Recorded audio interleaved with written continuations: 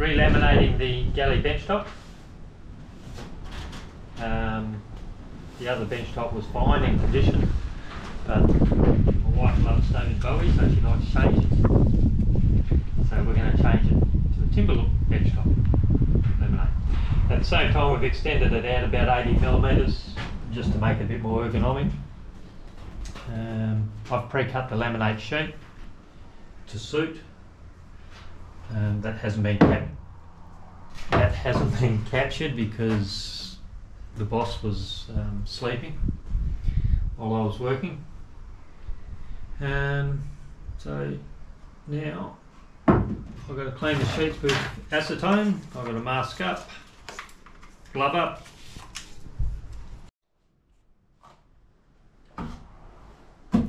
Acetone and night roll gloves, they dissolve.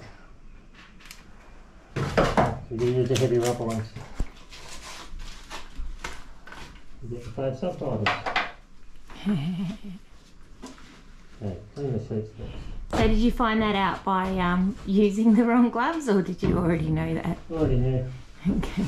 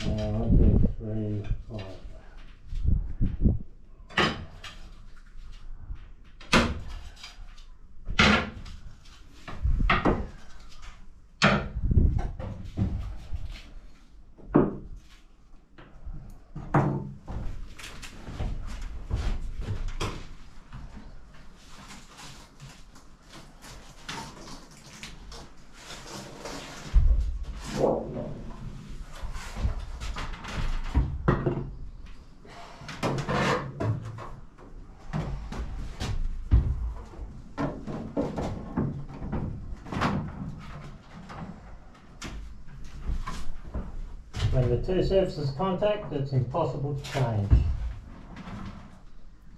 Three lined up. Marks. Mark. Mark. Mark.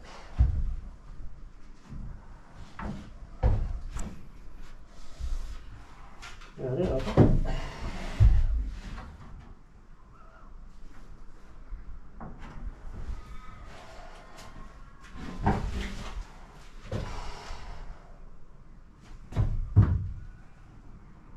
And just let it dry for a minute though. Okay. So you did all those marks out this morning and cut all of those guides to hold it? Yeah. How long do you reckon the prep took you to line it all up and cut it? An hour. Okay. You had to get some epoxy. Get a big bead of epoxy. I've chopped it all out. Right. So it's not like you won't put a little mini skirter bead in there or anything, it'll just be epoxy. I'll get epoxy back in. And then when you paint, it'll all be masked up. I'll paint the epoxy. Oh, okay. Okay.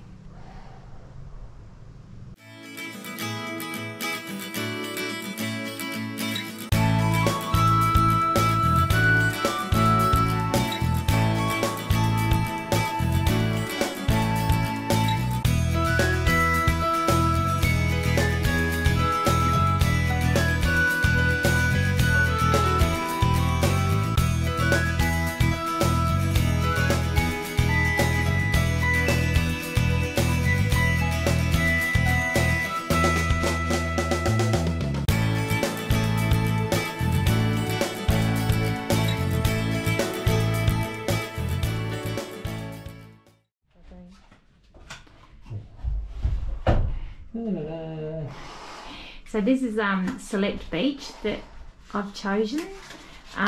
It'll also be on our table, and although it doesn't stand out so much at the moment when the rest of the hull here is painted white, it should actually be a lovely feature. I'm not a fan of plain white benches. It shows up everything, so this was just for a bit of variation. So I'm very happy with it. The guy's just going to finish cleaning it and edge it, and we'll come back and have a look when that is all done. Quick update on the galley. Not finished yet, but you'll see. Okay. That's the sink. That's not in yet, that's just sitting there. I've got to epoxy all this in and then laminate it. I've flushed all this. It's all ready to be sanded and painted. That's the void. For the fridge, still a bit of work to do down here. I'm going to set it up, so I've got a set of drawers running underneath. Down underneath here. That's this bench top here. I don't know if you remember, but I extended this out a little bit. It was about here. Okay, that's with sort of mock up with the table back in place. Obviously I've got to have a leg. It used to rest on top of the old freezer or fridge that I removed. Okay, so all the boxes back in.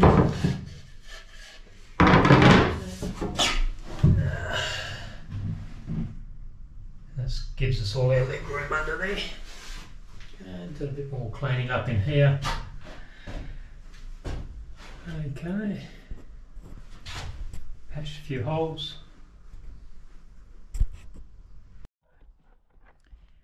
So I'm just doing an update on the galley and the dining room fittings. So it's really easy to see how it's going to look now. There's going to be a few things that get fitted before it's painted. So we haven't made a decision between single pack and 2-pack paint yet.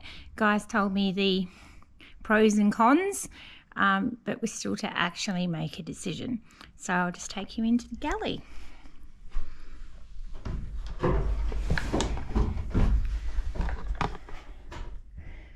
So I do have a correction to make on the fridge. The fridge is a 60 litre fridge freezer, not 65.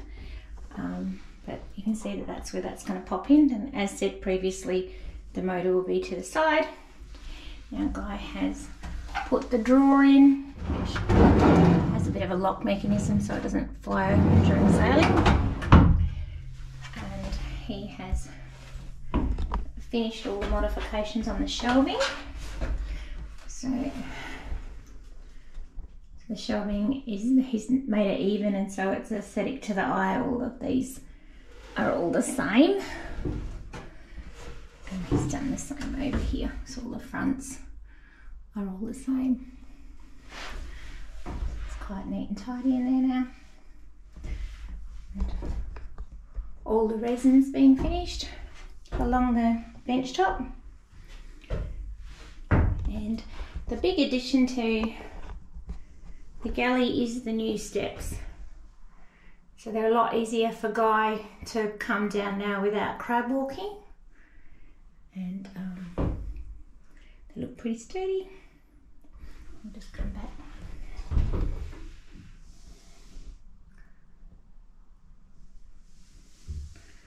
And I hope don't make anyone seasick doing a spin. And now the table is in position. So under here will be a small false floor coming to this side of the pedestal. That will raise the pedestal to put it at the right height and allow our feet somewhere to sit, because at the moment we dangle. Even Guy will dangle once there's a cushion in there. That's basically how it will be. So this has been finished with a lip on it. And it's still fine to sit into the base with mattresses on for our friends.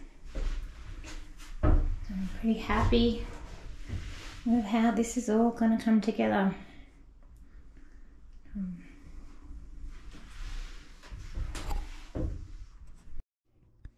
Okay, so I'm just in the galley. So our Evercool fridge has arrived, and as previously corrected, it's a 60 litre, not a 65. And guys popped it in. So I'll just move this bit of wood. And this is, as previously said, that's where access is required to the motor. So we're just floating ideas now of how we're going to approach this area, or how Guy's going to approach this area. So his idea is to have this little bit of wood here, obviously laminated, etc., on an angle with a lip, something like that. And that's where our drain board would go. It can be moved easily, and the dishes can sit on there when we're not travelling. The other idea I floated, so obviously this is all still in the discussion, we're still going through it. So my idea is maybe a full lid that would clip over this lip with a bit of a vent here or up the back, because Guy's going to pad foam around this so it doesn't move. But a full lid would allow me somewhere to prepare the food and everything after I've accessed the fridge. A little bit more bench space, and when we're moving it would just be clean and tidy, and any kind of dish drainer can just go on top of that full lid. So we're still discussing that. And the other complication that's still being discussed is these little hooks that need to be accessed to seal the fridge. So there's the option of putting holes in here and here to keep them shut, or to put a central hook and a central hole, so that looks a lot neater. So we'll watch this space with how this goes, but I think that you'll agree that the fridge itself is quite a neat, well, that's all taped in, but it's quite a neat little unit.